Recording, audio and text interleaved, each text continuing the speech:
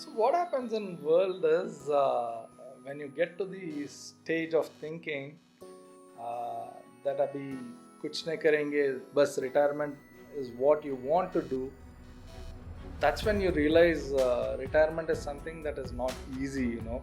Parents ask us one thing, बेटा BCom तक पढ़ ले अच्छी लड़की मिल जाएगी. That's the minimum benchmark. So वो मुझे पता नहीं था. I always believe in one big thing is in business, if you're not taking a risk, you're taking a bigger one. जिसका अपना एक घर होता है, उसका एक ही घर है. जिसका कोई घर ही नहीं है, दुनिया पूरा उसका घर ही है. Another thing, Amit, अगर मैं लाइफ में थोड़ा इधर उधर, even if at all I don't call myself little successful, this same statement of me not going to college will be looked at it differently. true. बदमाश है, लास्ट बेंचर है, कुछ काम नहीं किया, अभी भी ऐसे ही पड़ा है. Our yardstick for success or measuring a person's success is so flawed. True. I always believe in one thought of I should never become indispensable for whatever I'm doing. I believe in passing on my knowledge. The more and more I unlearn, I get to fill in more. So if I am full with knowledge and I don't pass it on to others, I cannot consume anything more.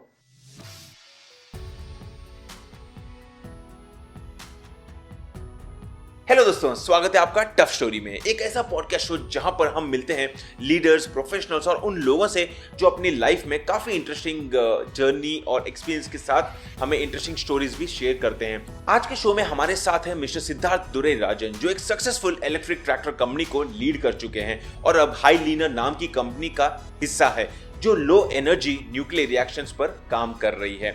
और हाँ, इस podcast में मेरे साथ co-host है वेनु अन्नमराजू, जो discussions को और भी इंटरेस्टिंग बनाते हैं. ये एपिसोड बहुत ही इंटरेस्टिंग होने वाला है क्योंकि हम बात करेंगे चैलेंजेस, एक्सपीरियंसेस और उनसे सीखेंगे कि कैसे हम मोटिवेटेड भी रहें. चलिए शुरू करते हैं आज का podcast. So welcome to tough story Siddharth. Thank you, Amit. Thanks for having me here. Sure. I hope you'll definitely have me. Yes, definitely. And thanks for joining in, Venu. A pleasure, Amit. Sure. So, first thing first, Siddharth, how are you doing and where are you based out of? I'm good. Thanks for asking. I'm based out of Hyderabad, but I hail from a small place called Guntakal. It's pretty much a railway district. You don't have anything other than the railway colonies out there. And I think it's a close-knit colonies, all railway employees together, and that's where I grew up till my late schooling. And then the senior schooling is what I moved to Hyderabad. So since then, I guess I call Hyderabad as home. Interesting. So when you say railways and everything, is it because of your parents? Like your dad was into railways somewhere? That's right. So my father retired from railways. Okay. And I think, it's been almost more than 20-25 years since he has retired as well. So Wow. So now, I would like to know, are you full-time into what you're doing right now? Is it like part-time or are you into the new Gen Z word, FIRE mode? I mean, if you know, FIRE is basically financial independence and early retirement. So, like retire early, you got some good amount of money and you're just chilled back, laid back attitude, or you're into full-time, like 9 to 5, you're into full meeting. So what's the current mode? So what happens in world is when you get to the stage of thinking that abhi kuch nahi karenge, bas retirement is what you want to do, that's when you realize retirement is something that is not easy, you know. It's not about financial independence. It's not about the ability to buy anything you want. Retirement is not about any of those things. Now, retirement is about you should enjoy. And what would you enjoy? Enjoyment, happiness comes from what you love doing the most. And it is not doing nothing is not what you love doing the most. So let me ask you something. In 20s, what do you think you were chasing? 30s, what were your goals? And 40s and 50s, now how has your thinking changed in what you should be chasing? What is important in life? So hindsight, if I really look at that question, the Siddharth in 20s was different. Maybe I'll just take 2 steps behind to answer Venu's question. As a school kid, I always was ambitious. I wanted to go to the premium institutes, do the best. And I think my friends and we all together huddled up in a house to study together for IITs as well. So, of course, everybody got through engineering college, and I could not get through. But I wrote the exam well, IIT exam, so well that I did not even attempt to write any other engineering exam. I didn't know that. Okay. And my father was reluctant. I mean, why are you not writing anything? I said, I did what I wanted and I will get through it. So, and I mean, I had to apply for those MSETs and all the local engineering college, but I did not do that because I knew that I will get through it. But when the results came, I did not make it at all. And then that day, I think that you call that a trickle of arrogance, It came in, man, IIT guys don't deserve me, so I'll make IIT guys work for me. Yeah. And that's how I did not even apply for a graduate normal BCom or a BSc, and which got my father much wild because I did not get good score. Now everything was today it is all in the competitive world. It is all counted by grades. So when I did not do that, finally he had to go to somebody in railways, try to get me a seat in BCom with recommendation, and I joined the college almost after 6 months of the college starting. Okay. Yeah, just for context, I know Siddharth from 3rd grade. He's 3 years elder to me. But I didn't know this particular facet on when he was studying for competitive exams. Probably I was in a different world. But there's interesting insight, even though we've been close friends for decades. I did not know this. So there was a survey done, and it was known that people post 40, they slightly open up and feel that it's okay to say everything of it. By the way, that survey was done by me. I also have opened up a lot. Like, we feel like doesn't really matter. It's better to be open than, there's a saying like, आप एक झूठ छुपाने के लिए 100 झूठ बोलने पड़ते हैं. उससे अच्छा है कि सच बोलते जाओ. We'll realize that. During college days, we would hide a fact that I had one failure, one exam I failed. We would just hide it. I mean, many people. With friends, we open up, of course. With friends, we say like, मेरे 2 fail हो गए. वो बोलेगा मेरे 3 हो गए. But at home and everywhere, we just try to show the positive picture. But post 40s and post 50s, ऐसे people like open up, like फर्क नहीं पड़ता है. जो था वो था. So another thing, Amit, अगर मैं life में थोड़ा इधर उधर, even if at all I don't call myself little successful, this same statement of me not going to college will be looked at it differently. True. Me not being able to make it to an engineering will be looked at it differently. अभी देख बदमाश है, last bencher है, कुछ काम नहीं किया, अभी भी ऐसे ही पड़ा है. So it's the success defines our yardstick for success or measuring a person's success is so flawed कि हमें पता नहीं रहता है. See, if somebody is happy with what he has, I mean, it could be my first job was 1,250 rupees was my salary. I was so happy. That is, I'm talking about 95.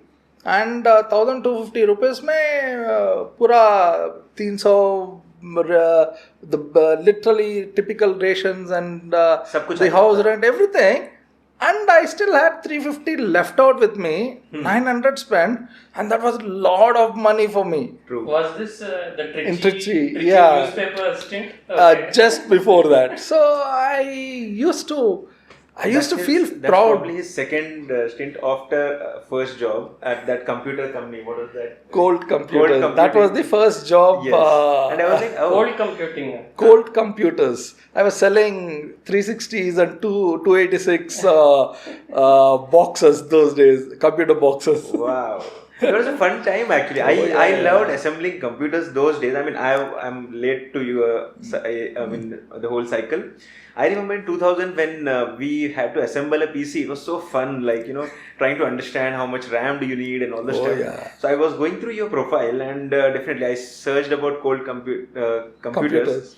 The company I think is not anymore. Or it was a shop maybe. Yeah, it was a MRF group company. So again, interesting point. That was my first interview. And the typical question in a first interview of a sales guy is, he picks up his pen and gives it to me and says, sell me the pen. And I mean, I never attended interviews, and that was just, so my resume also is not a normal resume because I don't have any experience. I don't have glorified engineering degrees. So, I mean, with great difficulty, I used to write a BCom because, I thought it was a disgrace to have done BCom.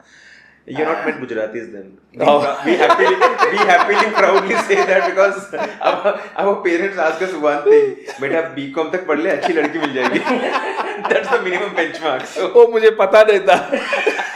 See, honestly, I have not known any Gujaratis before I met Amit, and a glimpse into his world is very enlightening for me, and a lot of his good skills have rubbed off on me. Gujarati straight. No. So yeah, you were saying about BCom. So when he asked me to sell the pen, I told him I never sold a pen. Then he said, yeah, that's what I'm asking you to do. Then again I asked him, I'm sorry, is my job here to sell pens or computers? This guy was taken back. He said, you asked me to sell a computer, I will sell it to you. But you're asking me to sell a pen. I wouldn't go to a company to sell pen. That's not my standard of sales. This guy then again laughed. Siddhartha, I'll make it easy for you. I want to know, how will you sell a pen? Please try. Then I realized that I put him in a difficult spot. And then I spoke to him, trying to understand what is his taste. Is he married? Do you have a wife? Then again he said, Siddharth, you're supposed to be selling pen to me, not asking me these questions. I said, you've asked me to sell a pen. Allow me to do it. And then thereafter you don't like that, you're free to take your decision. Then I said, yes, I am married. Then I said, just take the pen and then put it in your pocket and go. Your wife would love to throw her arms around you and say, wow, you have so many nice choices in life. Then he said, no, I don't want pen to overshadow my choices of things in life. And he said, no, it actually shows how good you are at picking things like the pen and your beautiful wife. And then he laughed. How did you see my wife? I looked at you and I thought you should definitely have good choices. And he got denied. I got the job. So, I mean, that's what I told him. I'm sure I'm a good choice as well. So I got the job. So it was just 3 months into that job. This was a small town called Trichy. Yeah. So it did not have many job opportunities, or the language skills of most of the people there were not great. So my English became a interesting thing. My way of talking became correct. So I got the job, and that was an easy sell. But then I realized there are HCL, there is Nexus, there are a lot of computer companies. But Colt was a very reputed company then there. And I got that first job. All the other guys who had come here from all these companies trying for an interview. And they said, man, you don't even have experience. I have 6 years of experience. You got the job. So, I mean, that is slightly answering my next question. But it is like, could you tell us about your first job? And you already answered that. What is your first salary? Was that the same which you mentioned? 1350? 1,250. And I used to get because I used to travel a lot in my small hero book. I don't know. Oh yeah, I remember that. So, because it used to, those days, that was the only bike that was giving 90 kilometers per liter. So, I used to make money on petrol allowance. Because they used to give allowances, assuming your bike will give you 30-35. But it was giving me 90. So, that was my earning. So, 900 rupees. 900 rupees was my earning along with that. My Gujarati mind just starts thinking, year 95, 900 rupees per month, CAGR कितना return अभी होगा? उस time में property लिया होगा तो क्या होगा? That was the time that Splendor also came, right? With 80 liters per kilometer. I don't know, nowadays nobody asks कितना देता है करके.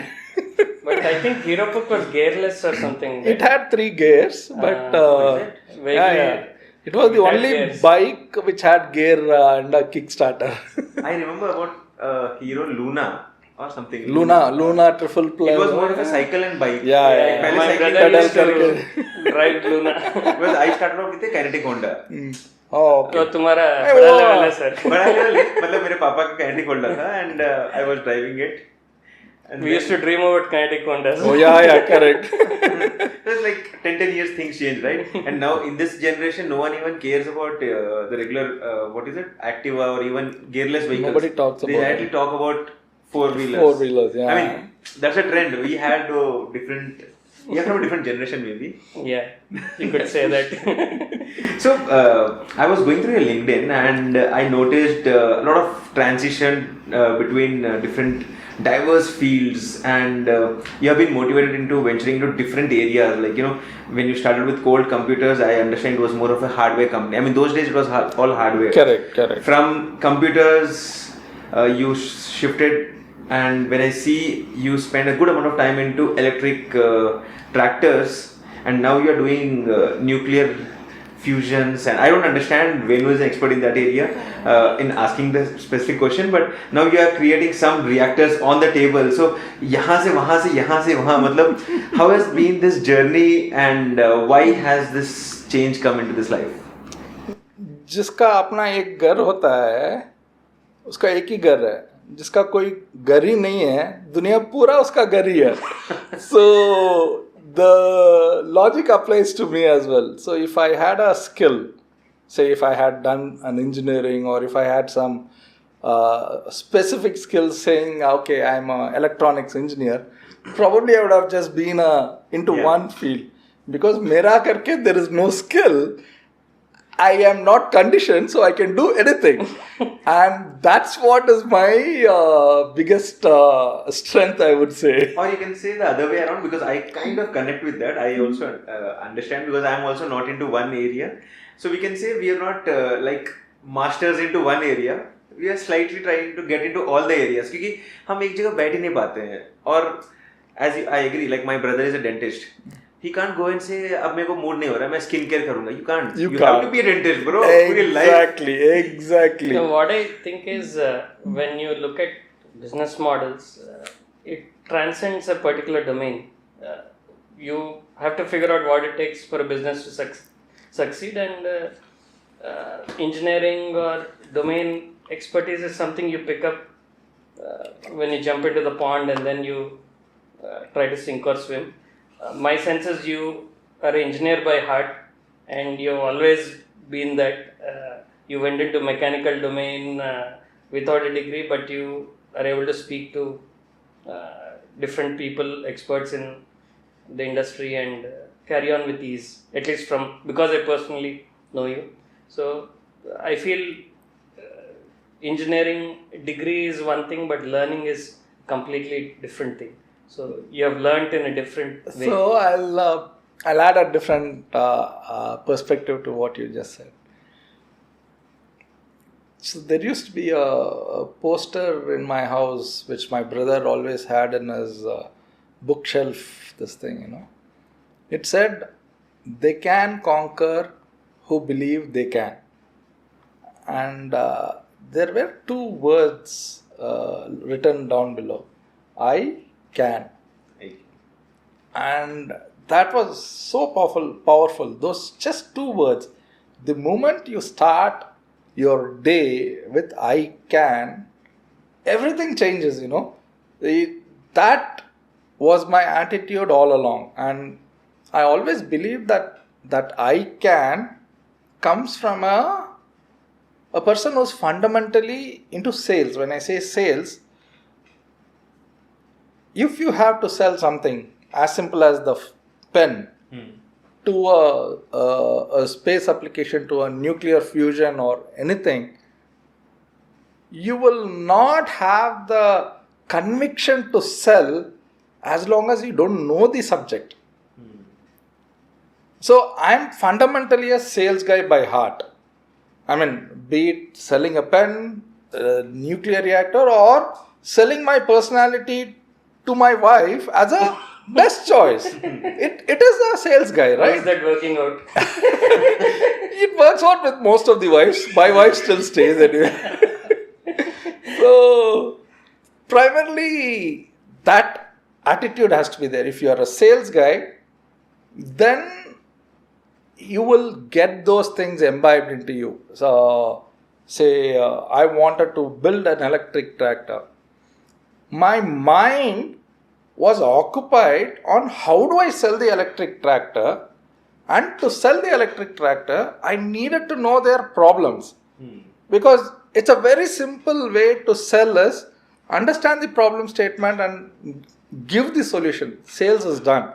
So, to understand the problem statement, I go deeper into their lives, into their, say, reasons on why they are unable to afford a tractor, reasons of why a diesel tractor has so many, say, lacunae. Why do you have to compromise? So, I go into the questions of whys and why nots, both in a way that makes me start thinking of a product that then can go into my own ecosystem. As simple as my first venture, which was the newspaper called Trichy Times. This person, very nice old gentleman, I sold the first computer to him. That was a 386. I sold it for around 3.5 lakhs. One desktop with a dot matrix printer. In those days, someone Oh, spent 3.5 yeah, lakhs. 3.5 lakhs. That's a lot of amount. What is the CAGR? I mean, 95 was, that would be cost at least like 10 crores right now. I mean, if I look at the land which you purchased. Yeah. So those days, there were assembled guys who were selling the same computer for 75,000, 1 lakh max. And this is a branded Colt PC, and I sold it for 3.5. And less than, my first job was only for 3 months. I did a good selling for them, and one of the client was this. And then this guy called Manoharan, I still remember, very old, nice gentleman. I used to call him uncle. And then he called me, Siddharth, can you come? I need to talk to you urgently. I said, tell me. I don't have the wherewithal to run this business. So why don't you find a buyer or a seller or whatever it is? You take the system back. I can't use it. And then I started thinking, is there something, that's the sales mind. I loved his paper. I loved his idea of, so he bought it to start a newspaper, but he couldn't. Then I said, uncle, I will start the newspaper. I will run it myself. I will get everything that is required. I will give you the money back, but my salary then was 1,250. I don't have the money to pay you back. Give me some time, I will pay you back everything. And this was during Diwali time. He agreed to it. I mean, these are all the type of people. He and his another cousin Jerry, actually sister son, they supported me to such an extent that we raised during Diwali the first edition of Trichy Times. It was a bonanza. 7 lakhs a month is what I used to earn. I gave it back to him. Wow. And because that is the huge amount of money, I did not know how to spend. I did not know how to keep say, the business relationship and friendships and all those things, yes, I started a newspaper in Chennai. I started one in Hyderabad called Reporter. But by the time Reporter could take off, people took off all the money from me and I was left high and dry. Oh. But I think life is about seizing opportunities. So what do you think you would have done, say, had you said no to the paper offer? Or was it even an offer to begin with? Did you create the offer out of it? So I created the offer to begin with. Second thing is, there's a movie called 12B. It talks about two perspectives. What happens if you catch the bus 12B? What happens if you don't? You miss the bus and how your life turns. So to answer your question, honestly, I don't know what would have happened if I hadn't taken that choice, because whatever I would say is because I'm not a great planner of things, it's like that. But you come from a family which is into jobs, like Venu also and everyone. We keep speaking about this thing. Someone shifting from there to a business category itself. Not an easy transition. Yeah, no. No one would support also. Like in our business families, I'm a Gujarati, so whenever we think about doing something, we have access to money. I'm not talking about big mega money, but like if we need some finance, if I need 50 lakhs, 1 crore, just make a call and we can get the finance. Someone who is into jobs, they would always think about taking money in the sense 20 years loan. It's only EMI which is in the minds. So from there you have shifted the whole direction. How hard was that, or was it really easy? You think like, no, it was fun. Since I was new, it was taken very easily. So for me, both the space was alien. Okay. So the space of going and working for a company, because everybody wanted a education that was very well, safer jobs yeah. and everything, huh? And then the second aspect was business. So I didn't have any of the ammunitions for either of them. I did not have a great qualification. I did not have a business background. So both were unknown devils for me. So the reason why I understood business could be a potentially a way for me was my first job itself. So it was 3 months and it was a decent salary. For me, it was decent enough. And when I did all the good sales, and I was a performer, of course, my biggest strength is my tongue. I can talk my way through anywhere. So it's, and I was good at sales and I did enough sales. But the branch manager kind of reprimanded me for disrespecting senior or doing. I said, I'm here to sell. I'm here to perform. What does it mean disrespecting or that the client belongs to him? I said, I went and sold. So it is my this thing. And no, that territory. What do you mean territory? Those were the days of territories, hierarchies, bosses, exactly. levels. Exactly. I said, is this how you... that was my first job. I don't come from a background where I understand all this. I've always been myself. I call a spade a spade. Whatever reason, at times I regret being that, but that's what my personality is. I just can't change that. Okay. So I told him, bloody hell, if this is what I want to work, I don't have to. And then I took a piece of paper from him and resigned and threw in his face. He was a very old guy. How dare you to do that? You'll never get a job. So be it. If I don't get a job, how does it matter? I want to ask you a serious question. Yeah. Did the paper really hit his face? Oh, it is. It was bald, so it slipped down his bald head. I didn't care what happened to him. So, in fact, I still thank him today for a very simple reason, and I didn't leave it at that. Just because I did that, it was a Chennai-based company, and I wrote a letter to them. I said, man, this is my performance. 3 months I've done this. You have guys who are sitting here for donkey's years.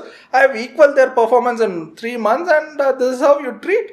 I guess you guys don't know how to run a business. And I sent it was a physical courier. Yeah. So I sent a physical courier, printed out in the same dot matrix printer in the same office. I said, everybody said, hey, what are you doing here? I said, I'm anyway resigning. How does it matter? So I sent it, but surprisingly, they called me to Chennai. They said, no, I want to know, and all those things. And but for them, these guys are all senior guys who've been with them for 8-10 years. And then he said, Siddharth, you can't work here with all these guys are not liking you. I said, I don't want to. Because if you think that seniority or number of years being is important than a performer, please go with your choices and live with them. So does the same reflect in the organizations you run, in trying to ensure there are no silos, boundaries? How do you work with your team? So it's I've always kept a flat organization, purely horizontal, and I create silos for independent projects. When I say independent projects, it's a linear ecosystem called deliverable. For conversations, for administrative, there is no hierarchy. Anybody can pick up the phone or come talk to me, or it has always been that. If you look at it, I would know each and every employee of mine who's passed through our doors for the last 24 years. So, I've sat, ate with them, drank with them, danced with them. So, it's because I believe in relationships. When I say relationships, it's so important that when you come and work for an organization, you should love coming in every day. And my aim was always, if I can influence that one action on one immediate person whom I know, he can do that to his next immediate, and that's how it can percolate. So that's been my... So on the same topic, what is that makes you get out of the bed and then go out? And what is it that you absolutely hate and you have to drag yourself out of the bed? Glad that you're asking. Today was one of that day that I... You dragged yourself or you jumped out? For a different reason. I had to drag myself out of the bed for a different reason. So there are these days that happen in life, when you lose your own self. So the last few days and months has been like, my calendar is at the disposal of the investor. So I'm totally at the disposal of my investors. Could be my co-founders, could be it's the entire ecosystem. So I share my calendar and then they block the calendar at their requirement, whatever is there. Today was one of the days that I said, I will not have any meeting. And then I see 3 meeting requests along with your... I said, today was one day I thought I'll not do anything by time. So, one thing I've always enjoyed is being busy. So fire jokes does apart, not apply to you. Jokes apart. I know. So I don't like to get up any day without having to know what I want to do in that day. So that was a very, very important thing. Does it ring a bell, Amit? But I have been into that zone from last few years. I have nothing to do. So I did that the last 1.5 years, right? 2022 to 24. Almost 1.5 years. After my exit from the electric tractor, I used to get up every day and then not know what to do. I used to see the ceiling. keep wondering what is there now. See, it is not that you can come up with idea every other day. It is not that you can start up a company every other day, and when you are suddenly drawing blank, I used to get up, walk around in shorts and that typical banyan with a tolia on top like a Ramu Kaka, and then go all around the house. And then my wife, by the time she gets up, I make the coffee, pura ready. And then I start thinking, what's for dinner? What's for breakfast? What's for lunch? So it's like, okay, can I do this? Can I do that? I mean, it became so terrible that one day she had to send a picture of a cat with hair all over. And then it wrote, the more you stay at home, the more homeless you look. A very good point. And I said, man, this is now bad. If I have to put that in perspective, at that time you had sold off your company, you had money to retire. So in some way, success in some definition. But still, it did not keep you happy. So what is your pie chart for happiness? Money, fame, respect, being relevant, being busy. What does it look like? I'll connect to Amit's first question. So the yardstick for happiness, or so when I told him the first story of in cold 1,250 salary, I was happy. And then I went to a very high number. But the number did not make me happy. The business, the Trichy Times business, I was very happy. Because that gives you fame and connections at that moment. Exactly. And you are at an age of 20 years. Wow. And you are going sitting in a press conference and asking, and where everybody is like grey hair and Buddha, and every press conference you go, you get a nice casserole, hot pack, because press conference may have gift. And my house was full of hot packs. I mean, so nowadays the media conferences are more fancier. We get gadgets. So I have been into reviewing gadgets and stuff. So my initial few years, I used to visit attend all these events. And at the end of the event, we get a junket. वो fancy words है. उस ज़माने में सीधा gift बोलते थे. Now we call it like media junket. So there companies can sponsor, bribe the journalist, but they call it a very nice way, saying that hey, we are giving a media junket for everyone. It will be delivered to your house. I don't drink. Room, they send drinks and all those stuff. They give bottles and everything. So I relate to you somehow. And I mean, I'll go back to last point where we were discussing about, why did you keep jumping your career? And I also relate to that because as Venu said, Amit, it's something related to you because you have been into a space of not having anything in your day to do.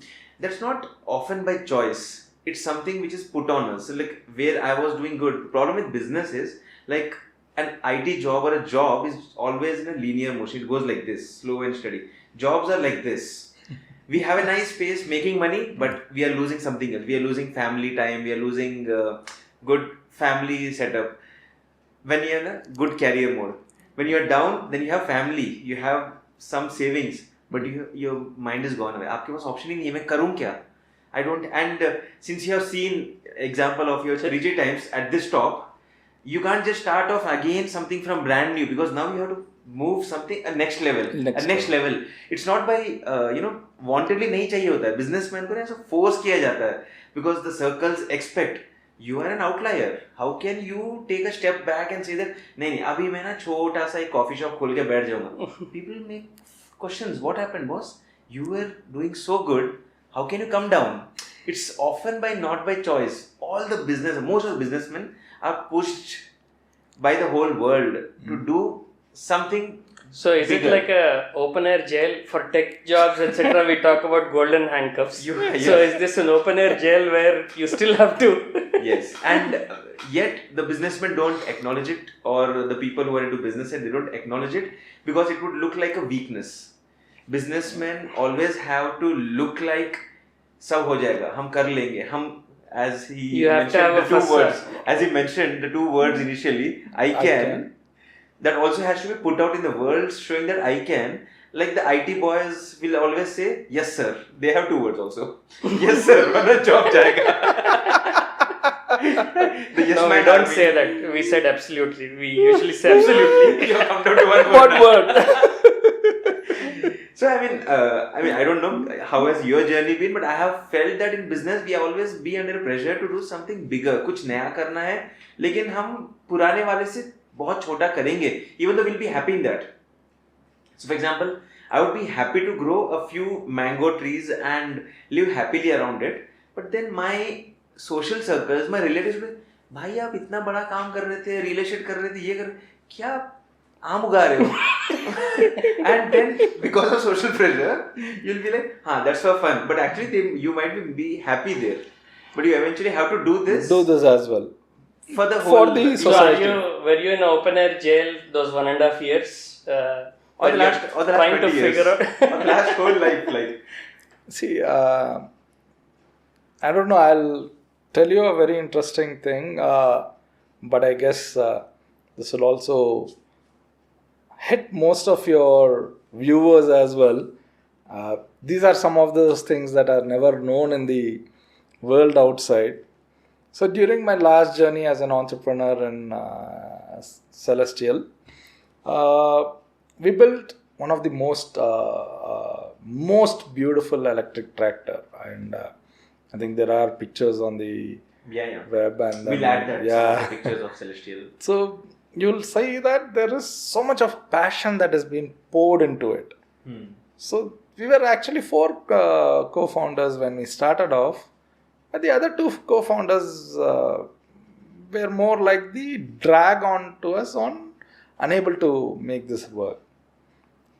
So what ends up happening is, as a guy who's willing to do things, everything will fall onto you. So the first lesson in that instance I have learned is to be very choosy about your co-founders.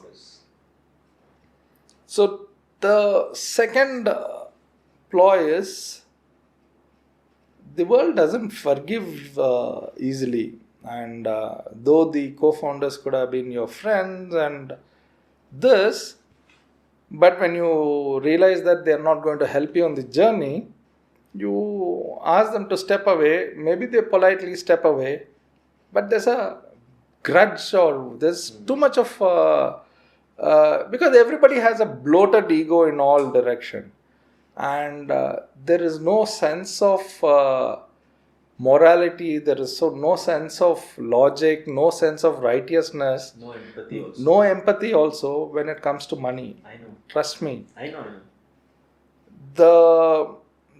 The 2 co-founders, they had put in 1.25 lakhs, and I gave them 14 crores in 2.5 years with zero input from them, zero work from them. And then they still held me at a gunpoint, literally, asking for more money, ransom, and I paid them additional 2 crores more because they said they will not sign the shareholders agreement. Wow. The investors are there at my door. If these guys don't, I will lose the business.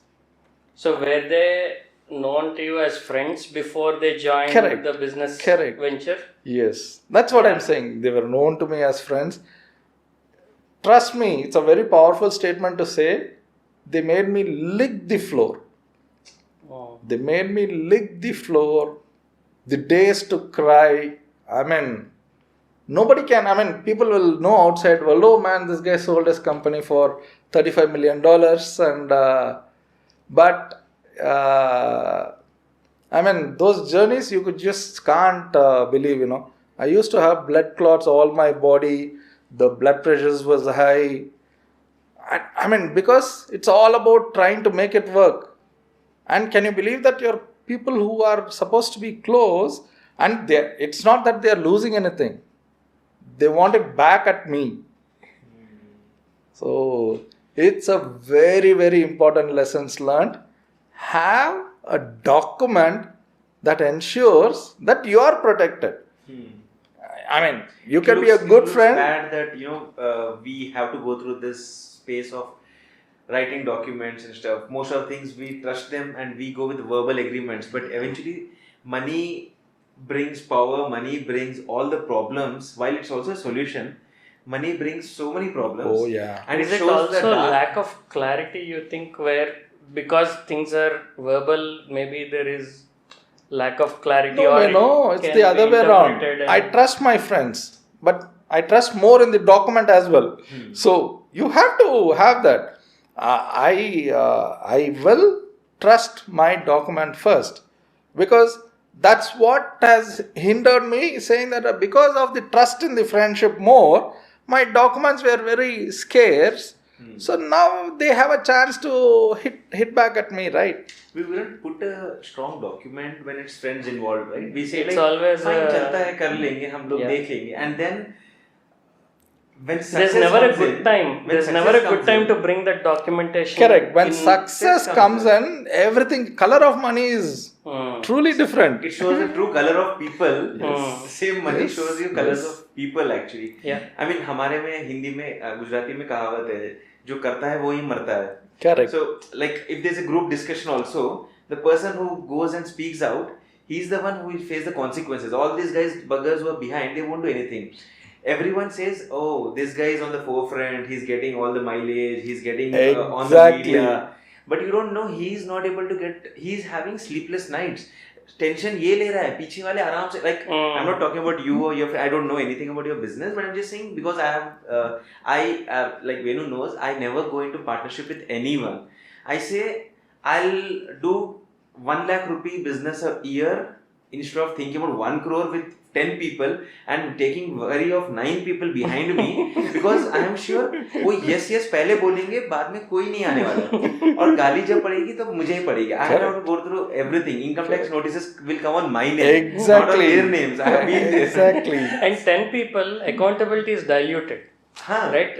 And it'll always end up, at least my understanding of how things have to work is, there'll always be one leader. No, and what happens is, even you might have one leader, there are 10 people, accountability may not be there with them. But what gets to you, your nerve is, all the 10 people will also be part of your journey, but they will be more of critics. They will only question you. Yeah. They will not do anything. And when you do, they will question you twice. Basically what you know about my real estate thing. So what happens is, when you take a decision, why this, why not? So we pass all these filters and take a step. If it goes good, हाँ ठीक है हो गया. And if it goes slightly bad also, I told you, you should not have. What? Then you take the front seat. They won't take the front seat. No one wants to take the front seat. But when you take the front seat, the result comes in. Co-founders or the other partners. That's the major reason why most of the businessmen try to have less partners or everyone. While in the startup world, we see everyone has a co-founder. हम business side में तो बिल्कुल कोई नहीं रहता है, जिसका दुकान उसी के साथ, बाजू वाले से भी धंधा नहीं करना है भाई, किसी से नहीं करना, because these issues come up down the line. They don't come up on day one. Day one it looks all nice, rosy, मजे से चल रही है. But once profit starts coming in, as we said, money shows the color of the other people, and I don't know why people don't have the empathy to understand that, believe in karma, believe in good deeds, it will eventually pay back. They don't. पैसा आ रहा है तो तेल लेने गया, हमने जो ज़बान दी थी कुछ नहीं, मुझे चाहिए, मुझे किसी से मतलब नहीं है. And that's how the world is moving towards. I mean, everyone talks about profits, everyone talks about money. They're not realizing what they're actually losing. आप वो बोलते हैं ना, मुर्गी, गोल्डन मुर्गी वाला, अंडे वाला. So if I look at your small discussion also, I feel that अगर किसी ने गलत किया, तो अगर आपने किसी का 2 लाख या 2 करोड़ का अगर 10 करोड़ भी कर दिया, 5 times, you are talking about huge multiple. I am saying even if you are able to do someone's growth of money to this level, and if they cut it off in a short way, they are lost a good person in this journey of life for the next 20 years. If they were with you, in the future also they would have got that growth. Now, because of this quickly hitting this shortcut, they have lost it. So Amit, क्या होता है कि you'll have to the human psyche is so different. There are two things that they look at. One, paise, anyway, when you are making, you try to get the best out of it. अभी अच्छा मैं 5 करोड़ ना इसको और थोड़ा squeeze करके और 10 करोड़ लेते हैं. I mean 1 लाख लगा के 14 करोड़ आ रहा है तो ये नहीं है, but no, और 2 करोड़ लेते हैं. Okay, see, that's the greed aspect of it. Second is the ego aspect of it. I'll tell you very important thing. In any business, the leader or the so-called visionary or the person who's actually getting the business into the front line needs to have, I would say, for the lack of right words, the ego in him. When I say ego, it's the capability to understand and appreciate your own capability and love it. I mean, for the lack of right words to depict that, I will still use ego. If that guy doesn't have that strong connection to himself, conviction. He will not be able to deliver what is required. Okay? And in that process, it's like our Mahabharat ka Arjuna, if he is asked to look at eye of the parrot or whatever and aim and then shoot, he will not be able to see anything. Same as the case with a true leader. I mean, likes of, say, Steve Jobs to anybody, they are so focused in their vision, they might have collateral damages while going, but it is not, because for them, the purpose is ultimate. The vision is... And the collateral damage is not their doing. It's people coming in the way? Yeah, people coming in the way, because they might say, hey, no, this is not the right way. Why don't you do it this way? This is the safest way.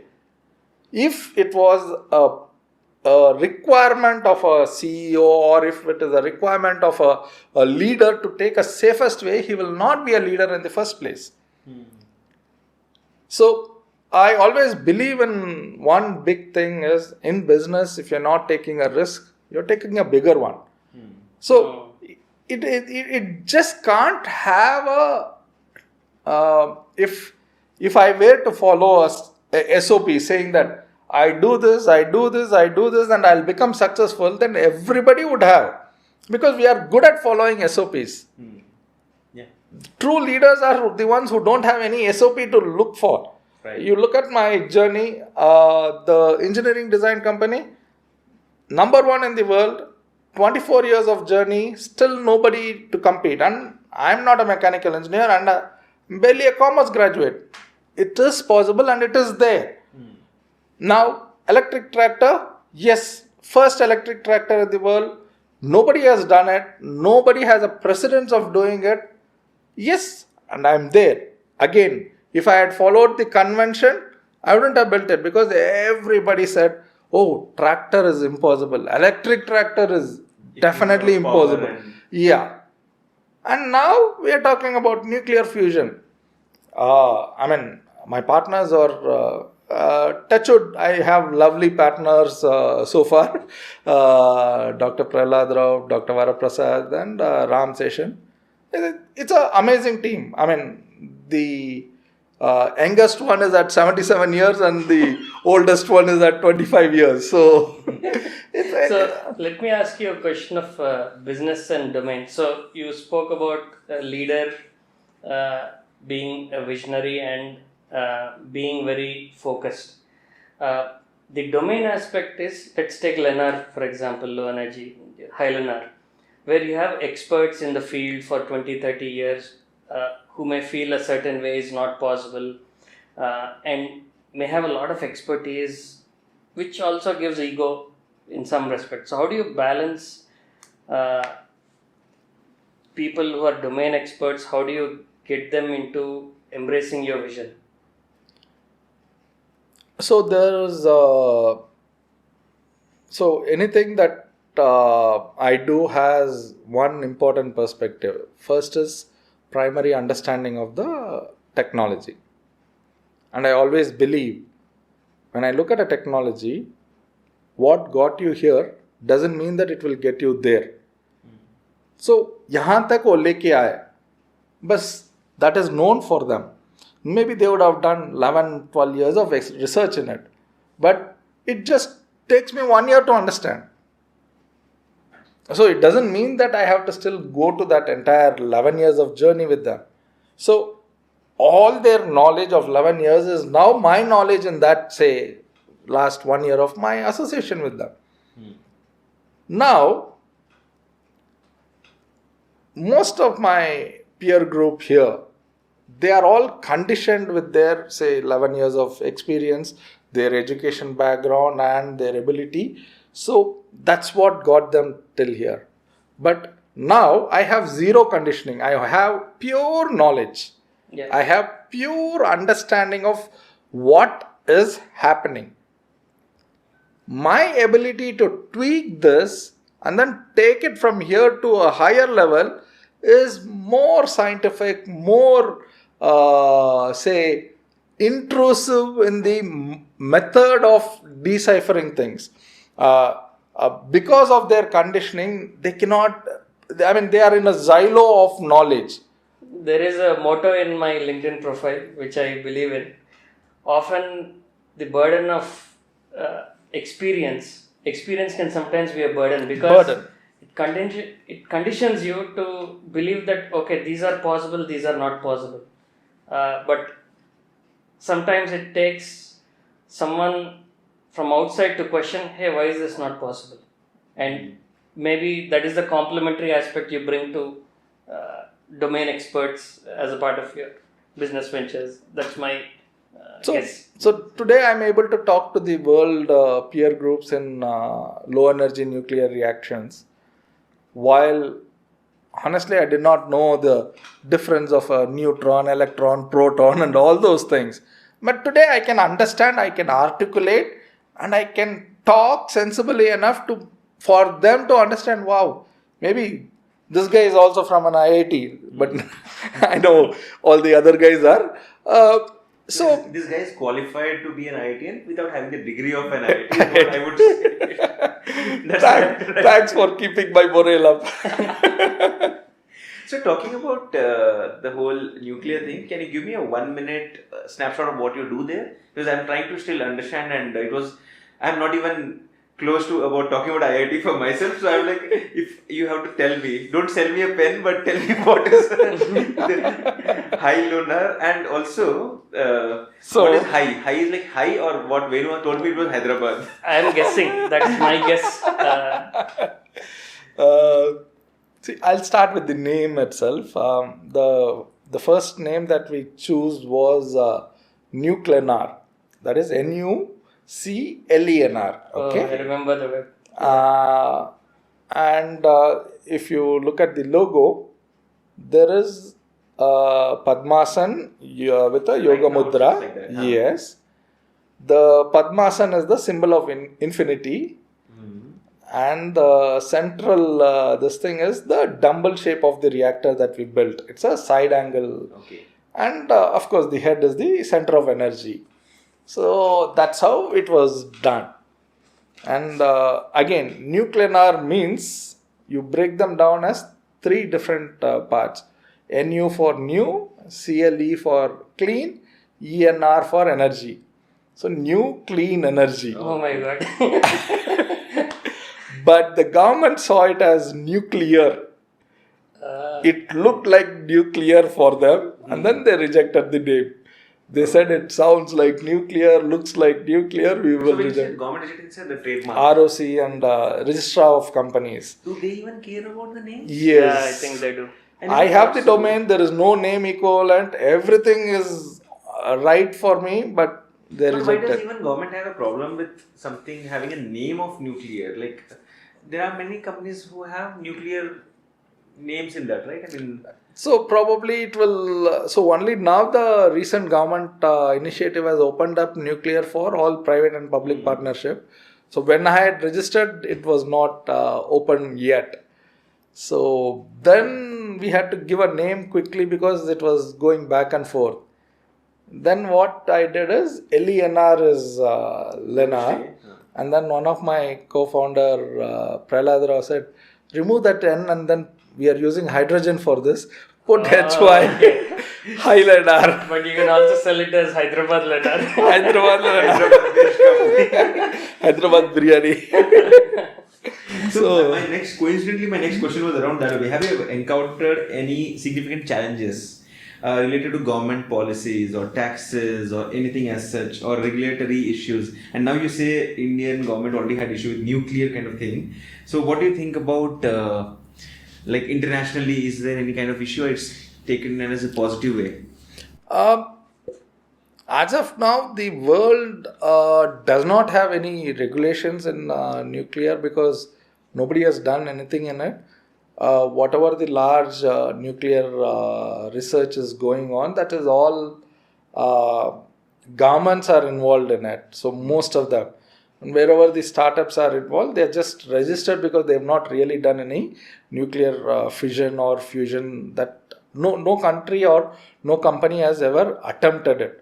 So to be safe, does governments try to control this? To be safe, like if it's going in the wrong hand and they're doing it in a bigger way. I'm coming from a Hollywood movie point of view. I'm not looking. I don't know the real on-ground thing. Understood.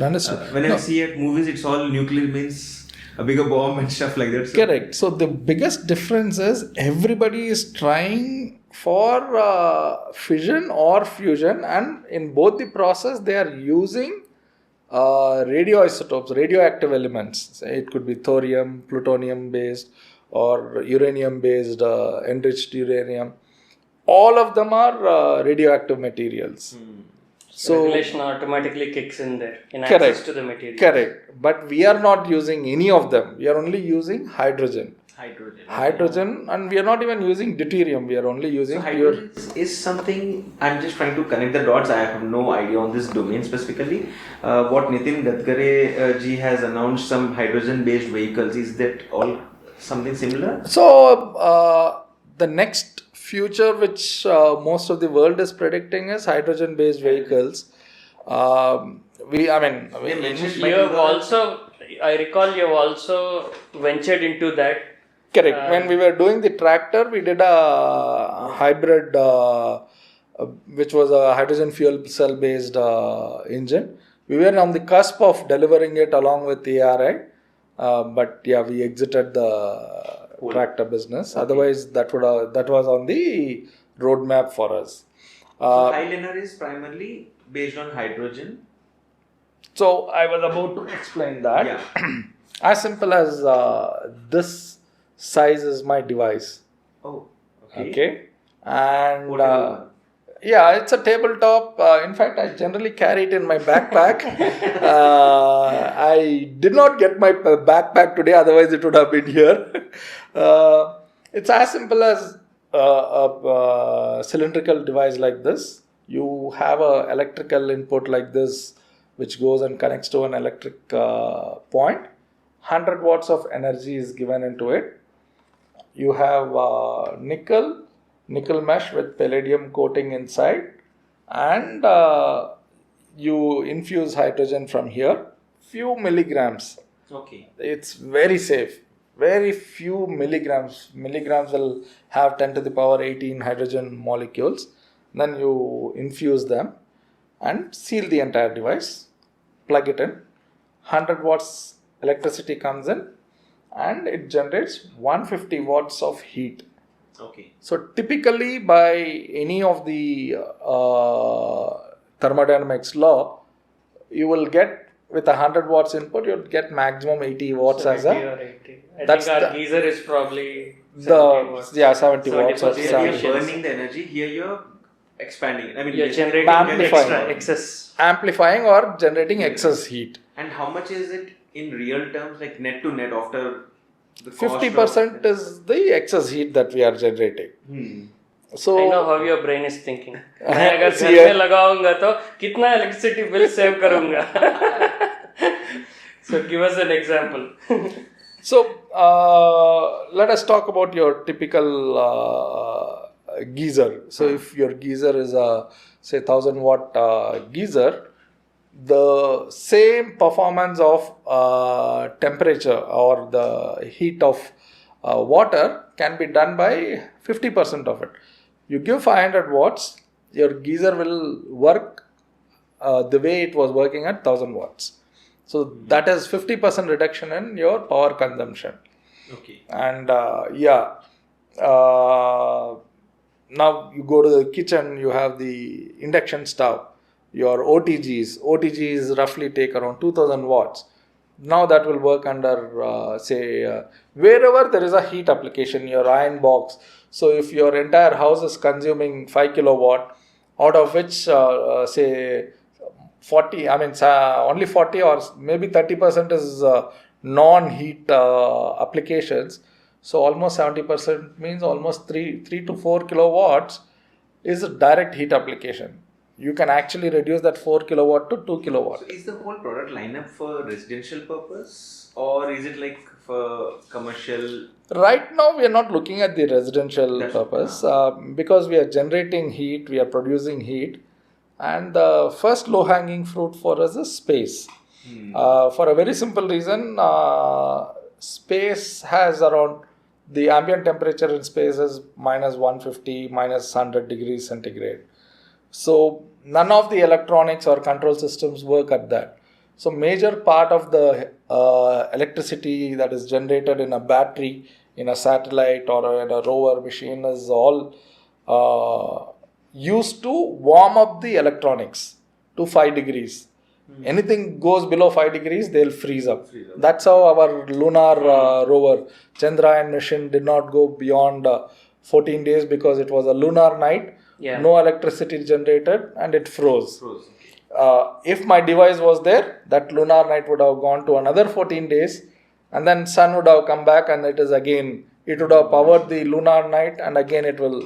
So it could have gone to a very large. This is a niche area, right? Are there more broader things? For example, I can imagine cold countries where heating is a common concern. Maybe factories where you have furnaces where heat is a requirement. Cleaner energy instead of burning coal and they could use it. So any industry that is currently using heat as a requirement, like you said, steel plants, aluminium, smelting, thermal power plants where you're just burning coal, rolling mills, everything, district heating in Europe, they're all burning natural gas and oil for heating. If you look at the fire alarm device, we can just put our device is right now 500 grams device. We are now making it into a small mobile phone size. You can put it in the fire alarm device or a socket like this. This will heat up this entire room. So you don't have to do you just have to connect to an electricity point. It will start generating heat for this room. So as simple as that. To a room heating. Future applications like down the line. Exactly. Part of the innovation. Yes. So you explained what goes into the system with a lot of simplicity. I would presume a lot more engineering challenges are there. But what stops others from, say, copying it and, say, repurposing the idea? I recall you did file a patent for it. Correct. So we did have the patent granted as well. So the patent will be thank you.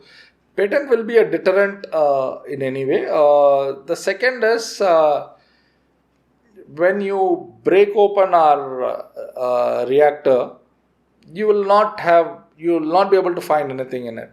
It will escape. It's just few milligrams of hydrogen, and what you can replicate is in the parameters that we are doing for pre-processing and post-processing. So that's the secret sauce you're saying. Exactly. That is our patent. Part of the manufacturing process. Manufacturing and assembling process is what is our patent. and the temperature at which it enables reaction to happen.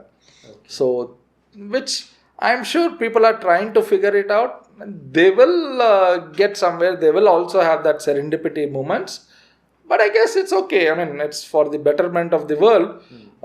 Today we are at a COP of 1.5, and that itself is a big thing.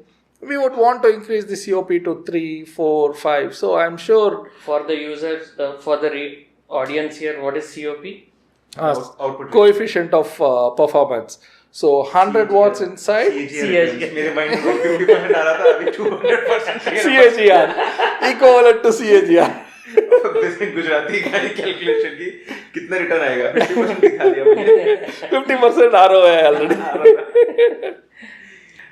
Have you ever faced skepticism or criticism from peers, investors, or others in the industry? And how have you fought those? Plus, how are you dealing it right now? An interesting thought, because I was there as part of a Agri-Udan incubation yesterday, and there were startups, so I was there mentoring a few of them. And most of the people who, 99% of the startups, including me, though being beaten black and blue in the market in all directions, you still end up making the same mistakes. Mistake number one, peer groups. Peer groups will always downplay you, and I think the best way to put that to the right kind of a use is take them as constructive criticism. See if you can work something on it. Otherwise, that's how the world is built. So you just can't. Second thing is focus on business. Focus on generating revenue. Now, what's happening is even in the previous avatar, I ended up focusing more on fundraising.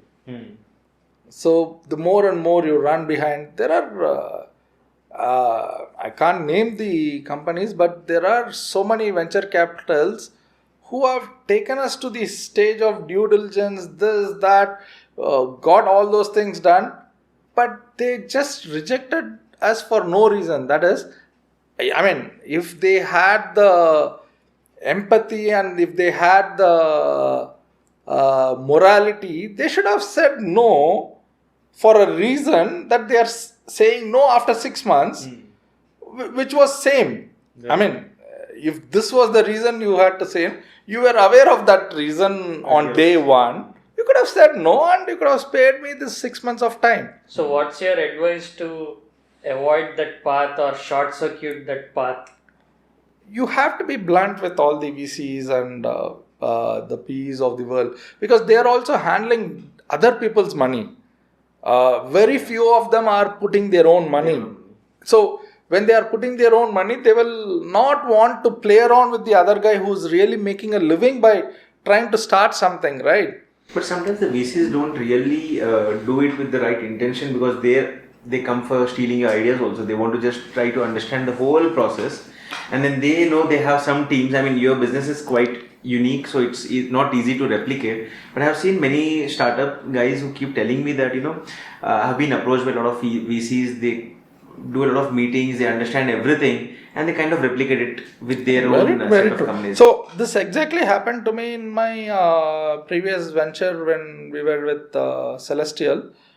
One of the very well-known agri-tech VC fund engaged us in conversation for 6 months, spoke to my customers, spoke to the stakeholders, spoke to all my employees. And we open up with them. Exactly. And finally, you realize that their intent is not right. That's what. So is it like an occupation hazard? It is an occupation, because they were in agri-tech space. They were talking to multiple companies. There are companies that they are evaluating against us. But one thing that I felt very bad is that VC, he was kind of downplaying and insulting our product build, our everything. And then I told him, I'm sure you will regret when I get that exit. And all my other investors got 1000x returns. And this guy said, your product will never even succeed. So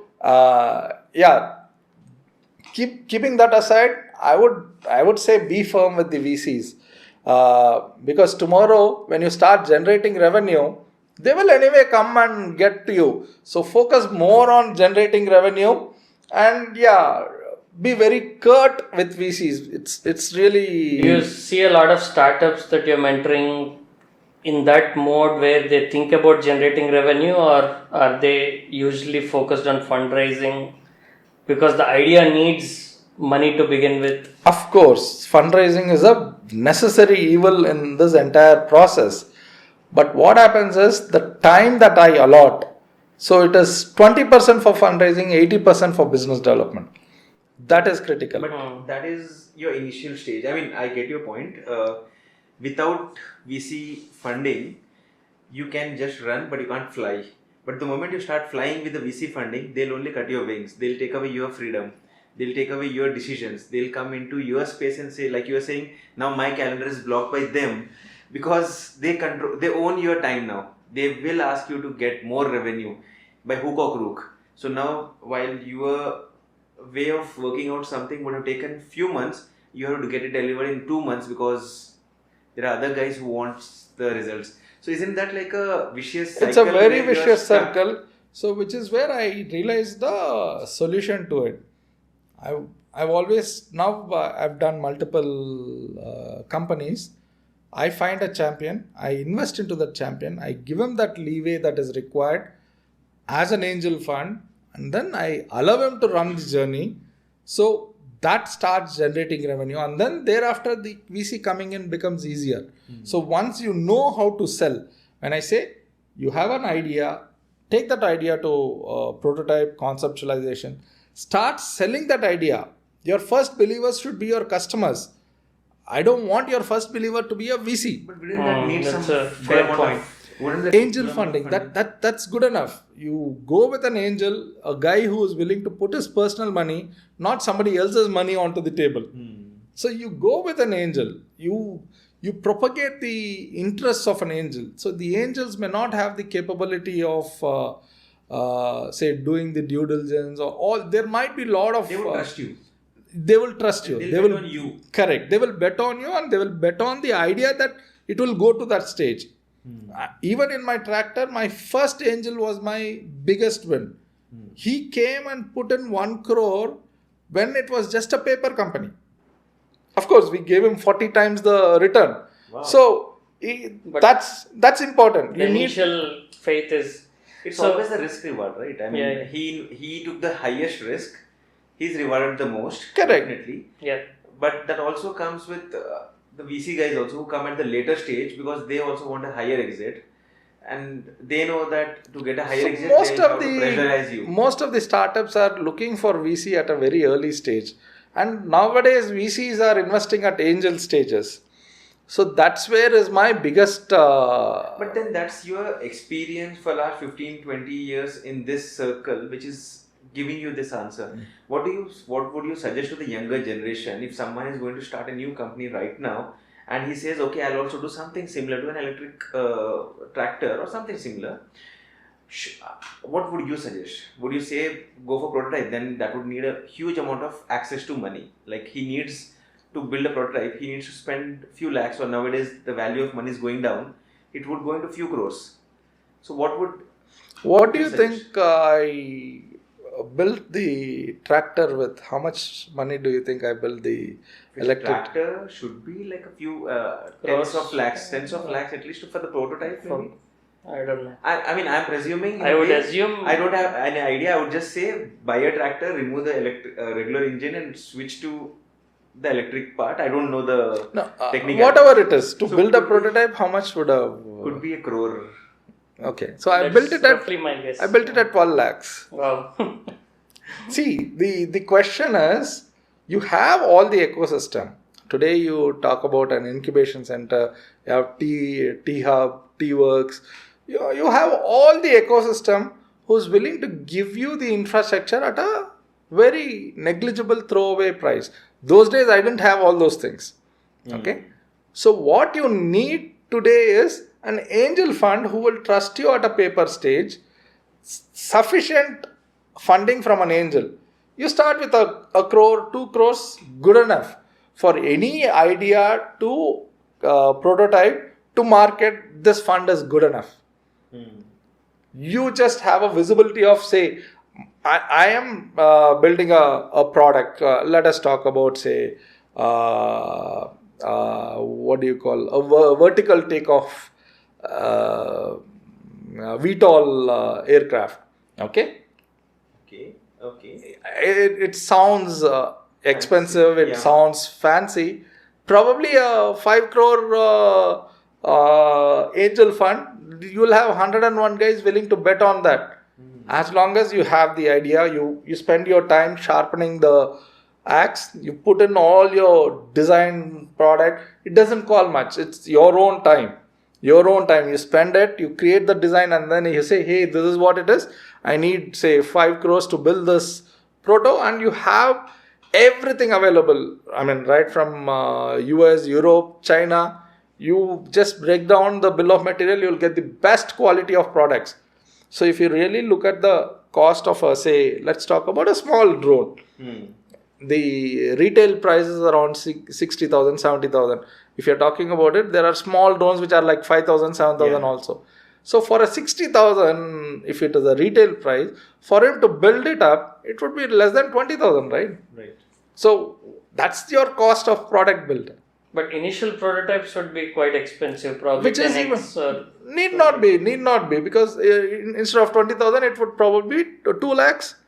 That's what, but that's still okay. Right, and you have 3D printers, you have metal 3D printers. Everything can be done, and each of these. Last few years, the whole ecosystem has advanced to where very you are much. saying one. We have good space and technology available like T-Hub, and in Hyderabad, at least based out of Hyderabad, we know this T-Hub. We have many of those kind of options. We have easy access to information and technology also. Correct. What you are suggesting is the prototype doesn't really cost as much as we think it's blown up in our mind, but it's on ground, it's not the real. Correct. But maybe the iterations would need some amount of money. The iteration in the sense, a better build version for getting funding, it would need good amount of money. But eventually what you are trying to tell is it's not that big that you have to just sell out in the day one itself. Try to work harder towards 20% you'll get somebody coming for 5 crores. You'll have 4 or 5 angels each coming with 50 lakhs or 10 lakhs. It's a easy thing to be done. How do you deal with unhappy angels? Let's say the idea did not work out, right? How do you set the expectations? How do you take them as a part of your journey so that they also understand, okay, it did not work out due to that? Or is it just that you can't please everyone all the time? See, getting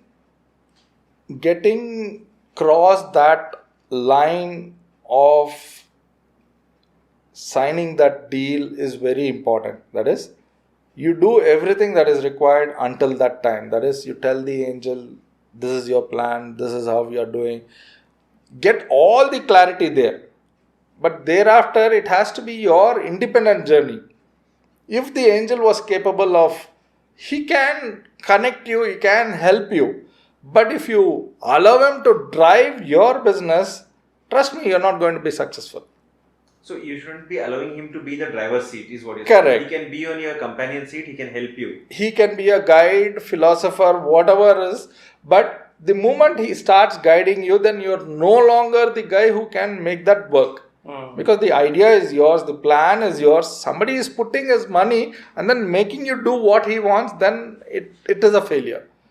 He can help you take from 10x to 20x, but maybe you would have reached 100x. Correct. But because of him, you short-lived the whole thing and quickly. So it was also a similar example with my angel, and at one point of time he wanted to know, give me an Excel sheet, give me what is happening, give me doing it. I said, if I am doing that, I will not be doing justice to the money that you have put in. My money is going towards giving you reports.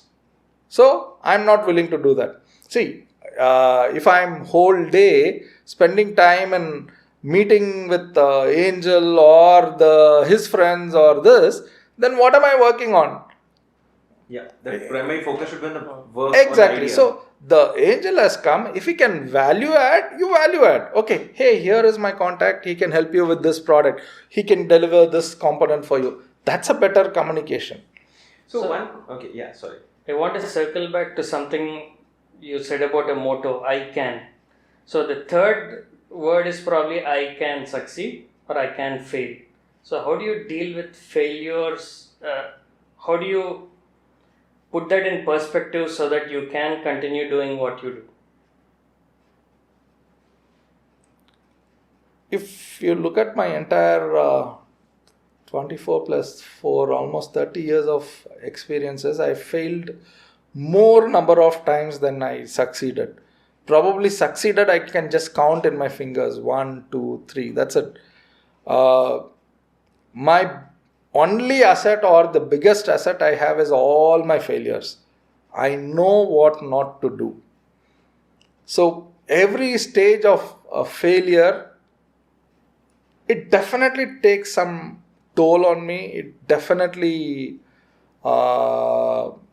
takes some time to rebound, but the time to rebound is what makes you very strong. The time to rebound, a very simple example, there was how do you build that perspective to rebound? So very, again, it will come as an egoistic statement.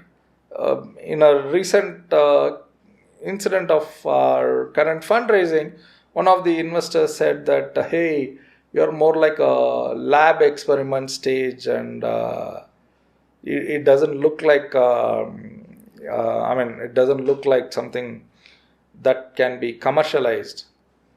And my only thought was, hey, okay, is that what you say? And probably that talks about your maturity level. It is not a reflection of my maturity level. So I would show it to you. Definitely I will show it to you in a way you will regret it. See, for every investor, a missed opportunity is a bigger regret. Because every venture capital, they will probably do 100 deals, only 2 will succeed. So the missed opportunity in a success like this is a very, very important thing for them. And I would it is not an intent to hurt his judgment or anything. I would have always appreciated an investor having a conversation before saying no. It is like coming, meeting, doing all those things, making their own assessment, and then they send you a mail saying that, hey guys, I think you are in a lab. I said, what made you, have the guts to have a conversation. And there's nothing wrong. I believe I noticed in today's conversation, you mentioned it twice like a disclaimer, trying to put it in a softer way that it's not coming out as ego. But I feel, without having an ego, you cannot even succeed in life. If you tell me, we are on a race, running race. And if you tell me that, you'll anyway lose, and I am a person who accepts everything, chalta hai, so I'll never fight back. Correct. If I have an ego, then how can that person tell me back to back that, you can't do it? And if I don't fight back, if I don't have an ego of not winning it, then I'll never have that winning attitude at all. Ego is evolutionary. It's built into our genes. But it's sad that in India, part of our identity, for all the businessmen or someone in the entrepreneur side, it's always taken as a negative statement that, oh, isme ego bhara hua hai. Why is wrong? What is wrong? You're 100% right, Amit. When I know I want to be curt with my investors, and during a conversation, I just ask them, hey, I would need to have those senior partners and all there as part of it. And why is this? Oh, if you want to cancel the call, you can cancel the call. That is, it's a simple request so that we can have one conversation. You have to repeat the same conversation with investment analyst. Then they take it to another principal analyst. Then they take it to a partner, and then they take it to an LP. Imagine if you are spending 2 hours every day talking with 10 investors in this line. So, it's a very... So you're saying it can sometimes be perceived as ego, but it's actually simple fundamental thing of saving time. Correct. And they don't appreciate that. But it's also about not just about saving time, it's also about, yes, it's also about ego. If I am also in Siddharth's place and if I am told that, You some want to junior talk guys with will the decision speak to me. maker. So I also want to feel that, ki I have so much of experience, I have showed you, given you basic information. Can't you have the courtesy to at least make sure that the others are also on the same ground? Like, why would you have only the few set of people, not everyone? It is hurting my ego. If you don't respect me, my work or anything as such, and you want to just play around, then what's the point of this meeting? Again you follow up with another meeting, again another meeting. Thoda ego hurt hota hai. And if you don't have the ego, that's what I'm saying, India mein wo mindset change karna hai ki, when we talk about businessmen also, even forget Ambani's or Adani's, people are hating Ambani because of a grand wedding. Jeff Bezos dancing over a yacht is okay, but if a Indian businessman parties, he will, ये तो हमारे पैसे से नाच रहा है. अरे boss, why can't an Indian businessman enjoy? I mean, every businessman, I'm saying, if he cannot socially even be happy, he has to be shown like, he's always working. His photo. I have to ask you, what do you think of Vijay Mallya? He was the only one outlier, but I felt he was a cousin of Richard. What is it? Richard Branson. वो उसका cousin है. वो अकेला enjoy किया, and people are still judging him. He tweets out every wedding. I mean, every festival he tweets out. Vijay Mallya still right now till date. Happy Diwali. He said, हमारे पैसे से दिवाली मना रहे. कर लो भाई. Why are you hating everyone? They all are at their level because of they have put some hard work. I'm not supporting Vijay Mallya. I'm not supporting those guys.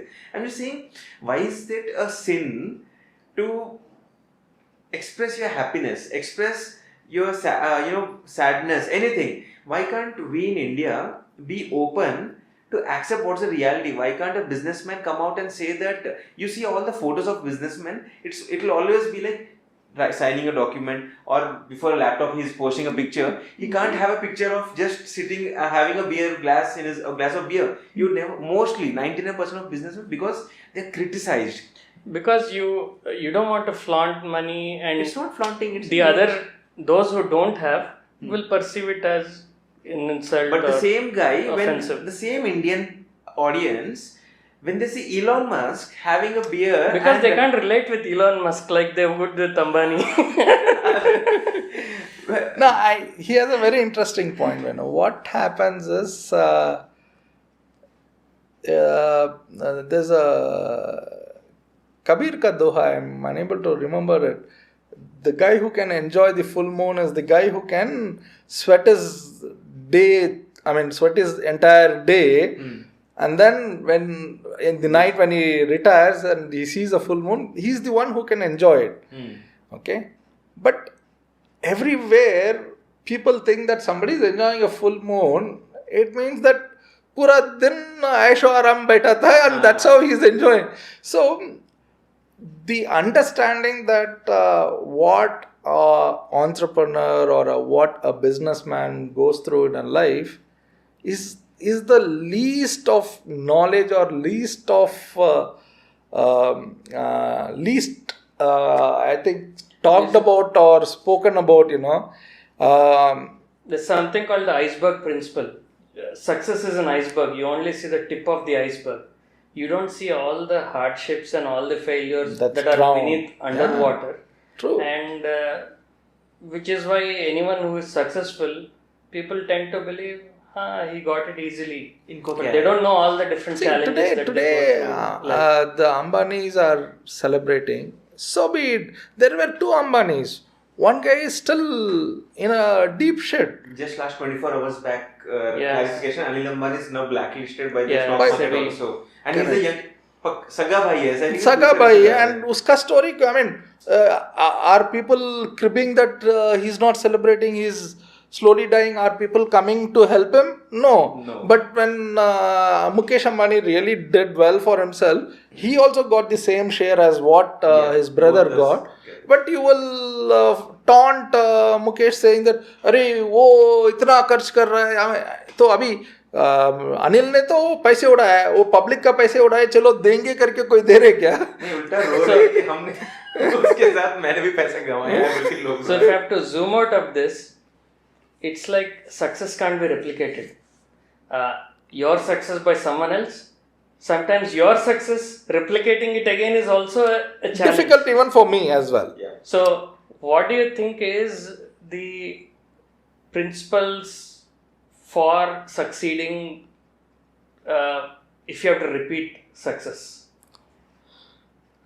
Again, like I said early in the conversation, there is no standard operating procedure for success. After you succeed, there will be stories on why it succeeded. Correct. And it is. But if I fail, there will not be a story on why I failed. So that's the important thing.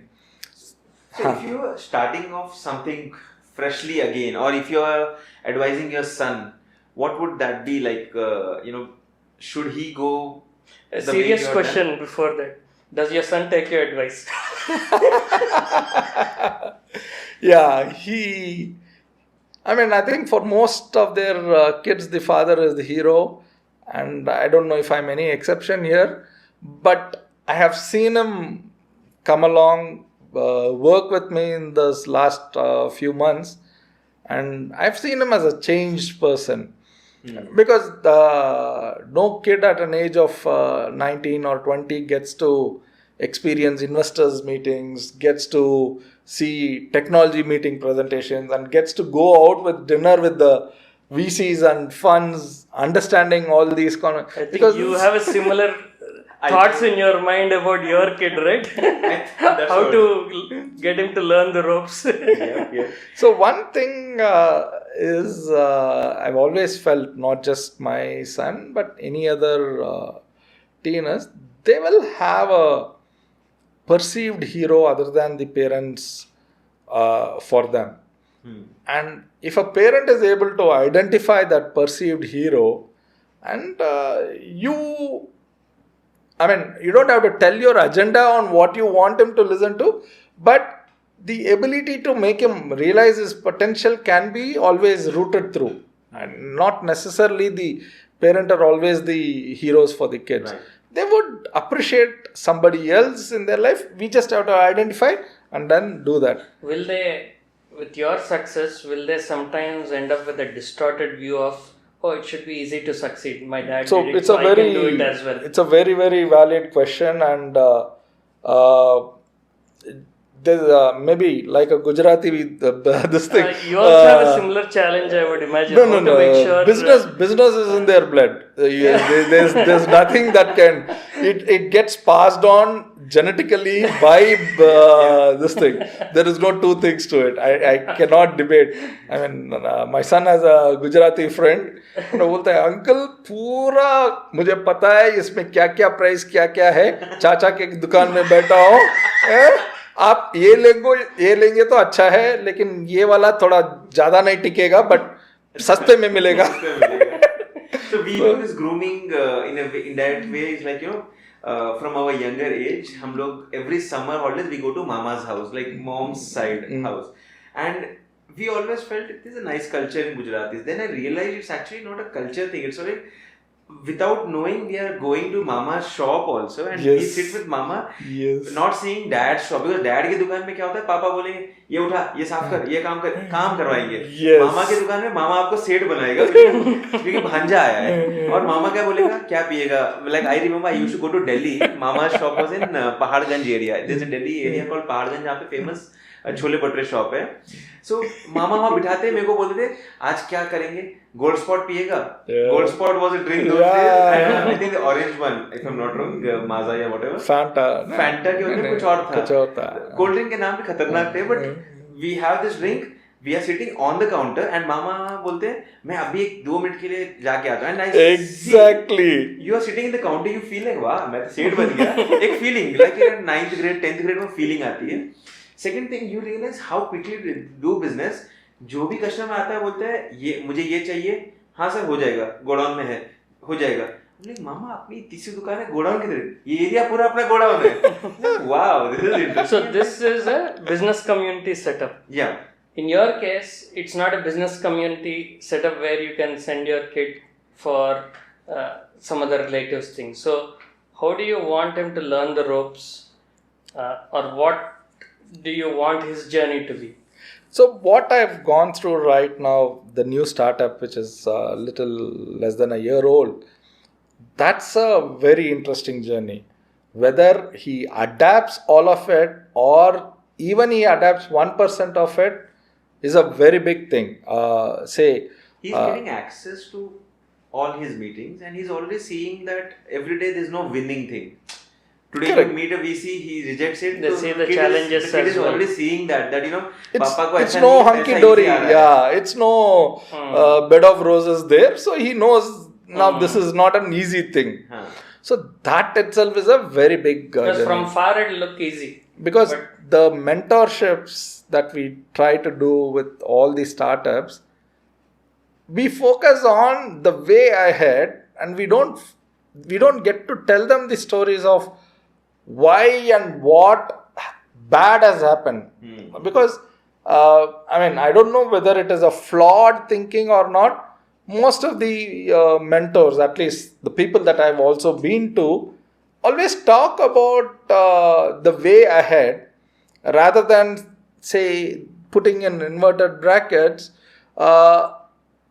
discouraging them with the knowledge of They failure. don't want to see the Instagram life, the group Exactly, life. They want to exactly. see the smiles everywhere. They want to see, oh, you succeeded. Let's talk about your exit of your tractor business. How fabulous was that? But they don't want to hear, or they don't want even the other people to get influenced about the challenges you faced. But that brings me back to we are around the end of today's conversation. So, do you feel that it was an amazing journey, but you also feel sometimes alone? Like, I'm connecting with myself and asking you the question because as a business, when you are in a job, what happens is you have colleagues, you have others also coming and telling you their problems. In business, we can't show weaknesses. We can't say that I am tired, I don't want to do this thing anymore. But you can't because आपने 4 कदम आगे बढ़ गए हो और यहाँ से next challenge is very tough. We are not able to crack it. Are you talking about having to put on a facade to project strength? Yeah, you have to be strong enough. You can't. You are not strong, but you have to put out yourself like a stronger person because now, like you are in a VC cycle. It's a vicious cycle. But even when I am into own business, I don't take funding or do funding, then I'm in a very small zone. I'm not talking like millions of dollars like you. I'm into small hundreds of dollars business. But the thing is, तो नहीं है, but ठीक है. No, he's talking about hundreds and millions of dollars, so not just millions. My context is कि हम लोग हर दिन challenges face करते हैं. So do you feel something like that? You are pushed sometimes not out of interest. मतलब मुझे शौक नहीं है यार, मुझे आज 1 महीना शांति दो, मुझे नहीं करना है काम, but धक्का दिया जा रहा है. You're very true. And in fact, those moments were also very recently as well, wherein I told my wife saying that I just don't want to do anything. I just want to shut off. But you've done that for 1.5 years. Yes. The transition from No, you. the biggest problem is, you've seen certain success after a big grueling 2001 is what my real startup journey began, and 24 years only, probably 2022 is what I really hit the brim of success, where I could definitely clear off most of my debts. So when that stage happens, and then now you're back to a stage where you have to do the entire journey. Again. So you work on 3 different time zones. Like I said, your time is not in your control. Early morning, I have certain set of meetings. By the evening, I come, you finish the operations, you finish the daily meeting, and I have a partner in the US. His time zone starts, that I become a wingman for him during that US time zone. And finally, when you want to plan and have that 1 hour for yourself in a day, it doesn't work. And then you tend to get to that zone, like I said, finding it difficult to get off the bed. And I said, I don't want to do anything. But luckily for me, that outlet has been my wife. When I really want to shut off, she's been there always. See, I will attribute a great amount of success to my wife and my son in all manners, because the kind of insanity that we go through on a daily basis, if I can't come home for that peace, even if that means 10 minutes of peace, you will break down. Yeah. And when you connected back, I'll connect back to the ego thing for the fourth time today. When we have some bloated ego, I'm not talking about you, myself maybe, मैंने कुछ काम किया, थोड़ा ego आ गया, तो we are shut down at home, showing the reality that उतरो, come to the reality, पूरा उतार दे. And you come to the real senses also that that bloated ego was good for your next step. Correct. But come back, stay grounded. Yeah. And also keep continuing. Like जो challenges daily face करते हो, when you come back home. Yes, I agree again back that after the 1 year of doing nothing at home, you also become like homeless person. Homeless. But yeah, staying busy is important. But at the same time, there's no way you can figure out that where should I stop. No one is able to figure that out. So like when you said you took 22 years of hard work to reach certain level, and you exited, you got some money home, and you feel that okay, I've done everything. Isn't it a big challenge that you want to again start off something and you said, no, this time if I do example, $1 million company, it's good enough. You can't, right? I mean, as a businessman, do you think you can do something on a smaller level? So, like every answer that I've done today, I'll again go for a bigger answer today. So at a time when I was 22, there were not organized funds or any of those things, right? So when you start going for fundraising, and when you start looking at investors of various capacity, they look at you and then you say, hey, you're too young. I think you need more maturity and more, say, gray hairs and all. Older guy to too old bolenge. So now you have done a lot of these things. You've done businesses. You have given exits. You have done everything by a textbook on what they call it as. All these boxes are check box here. Okay. And now when I go, there are a couple of investors who are asking, oh man, you're all old. Is there a health issues? Oh, you guys, how do you manage? I said, man, जब बाल काले हैं तो grey चाहिए बोल रहे हैं. अभी ग्रे है तो काले करके आओ बोल रहे हैं. So I think so to answer your question, there is never enough on either side. If you have done $1 million company and you have done $1 billion company, there is never enough. But one important thing that I have realized that what I should do is always do something that is impactful. That's the satisfaction. That is what gets you out of the bed. Exactly. That's the satisfaction. When I built that transformer company, the electrical tractor Transformer company. bhi tha. Haan. So when I built that electric tractor company, I spent a lot of time with the farmers. And I used to feel so bad, they are in the bottom of the pyramid in the most difficult manner, and everybody is exploiting them. And I said, hey, I should give them. I built a tractor that was cheaper than a diesel tractor, and that was my goal. So when you set yourself impossible targets, you can definitely deliver impact. And that's exactly what I am doing even now. Aim for the stars, settle for a tree. Is that? No, aim for the star and get Reach the star. Yeah. Yes, reach the star so he can. Yeah. And I have all the fusion energy backing me up, so I can get there. See, वो एक कीड़ा होता है कुछ entrepreneurs में जो हमारी तरह ट्री तक सेटल हम कर लेते हैं. There are some people who I think impact drives a lot of us. See, I've been watching this guy. I like what Elon Musk does, but I wasn't really keen watcher. But one of the interviews that I saw yesterday, he was talking about why we have to be a multi-planet species. And he says, I mean, the one statement that caught my answer is, he says, we know the answer, but we don't know what question to ask. And I was kind of curious, what is the answer? The universe is the answer, but I don't know what is the answer. What is the question that I need to ask to get the universe as an answer? So I have to then be an planet species or galaxy species to find the answer. And if I have to survive that, I have to make my Earth safer, and hence Tesla. So I think it will be really contradictory. I like Elon, I will not deny that, but I was one of the first one to book it in India. It was in news everywhere. I never got it, so Elon.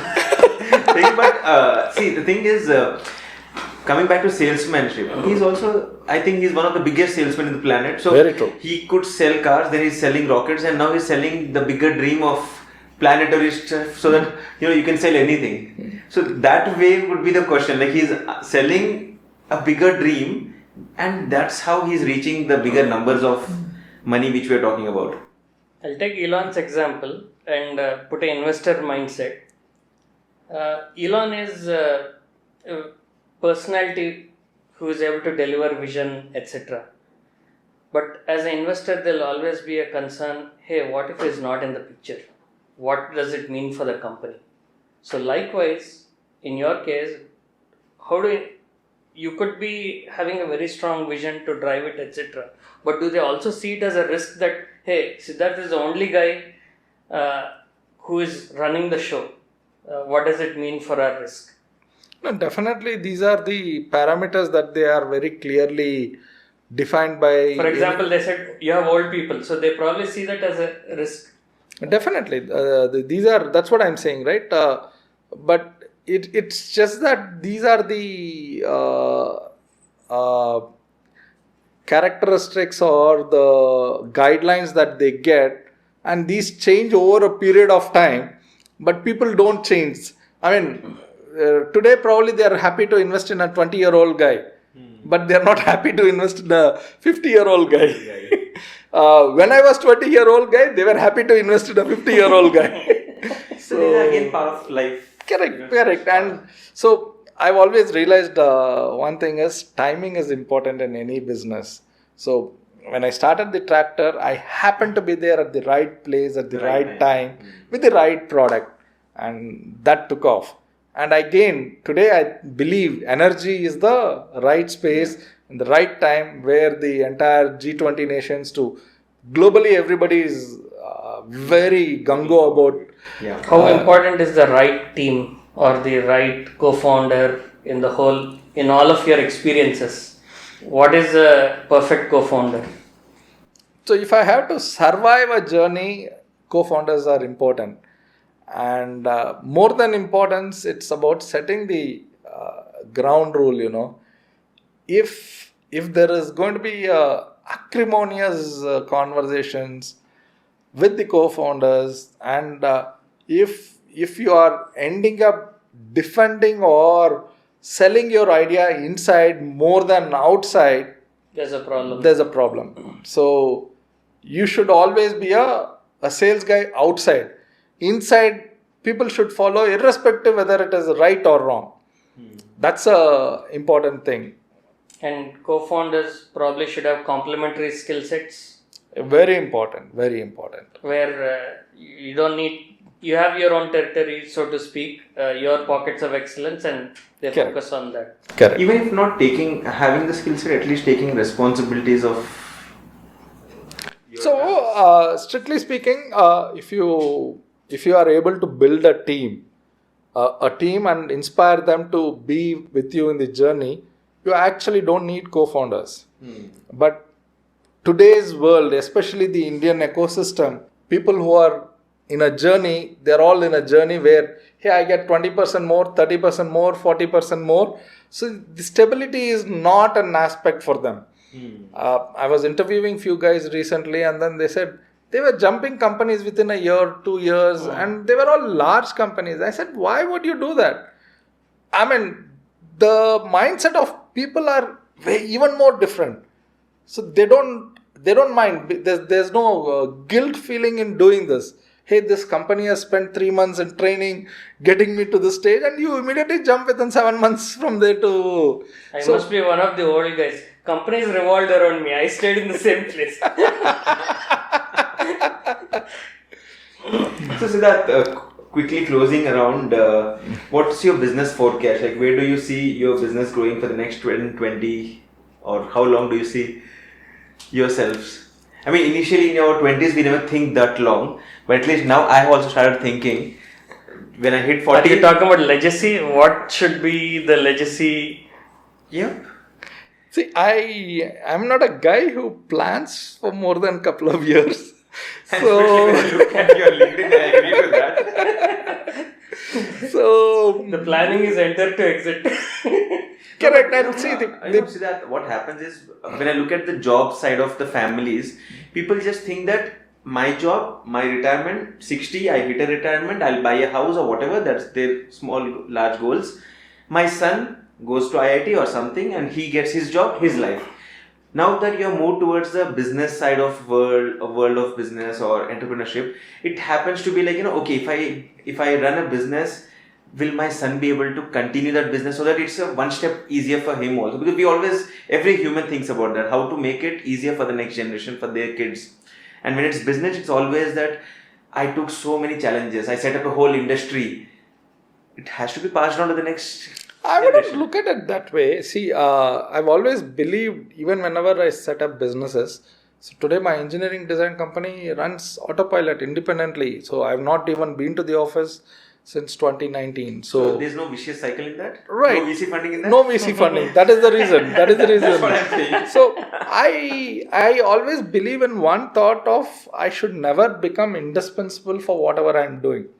I believe in passing on my knowledge. The more and more I unlearn, I get to do other things. I get to fill in more. Yeah. So if I am full with knowledge and I don't pass it on to others, I cannot consume anything more. You will be in the critical path, you will feel needed, but it's I not don't want scalable. to. I It's don't not want sustainable. to be there at all. I don't want to be felt needed by any organization that I build. For a very simple reason, I will spend more time on recruitment, getting the right kind of people so that they will be the guys who are going to lead from the front. And that's how I build enterprises. I identify those champions. I identified, if you look at this thing, I have started 2 more companies. And there it's all about my investment and my idea of trying to say, hey, this is how it will be. And those all will also become a $1 billion company. All I'm doing is placing the right kind of a jigsaw puzzle, right elements in the right places. Just finishing the puzzle. I'm not doing much in getting that. And I think 2 years is what I always have any company to get to an autopilot mode. But apart from that, it was nice catching up with that. And pleasure is all mine, and I'm glad पूरा बोझ उतार दिया मैं यहाँ पे. But आज जो भी बात किया किसी से बात भी नहीं किया, so I'm happy. I could see that your best friend also didn't know about your initial experiences. So I feel very light now. So it's become a therapy session, I guess. Glad to hear that. It's nice. It felt good. Thank you for joining. Thanks for having me here, Sure. Amit. अगर आपको ये podcast पसंद आया है तो like करना ना भूलें और टफ स्टोरी को यूट्यूब और सारे सोशल मीडिया प्लेटफॉर्म्स पर फटाफट से फॉलो और सब्सक्राइब भी कर दीजिए. ऐसी इंटरेस्टिंग और इंस्पायरिंग कंटेंट के लिए मिलते हैं हम आपसे हमारे अगले एपिसोड में. तब तक के लिए गुड बाय.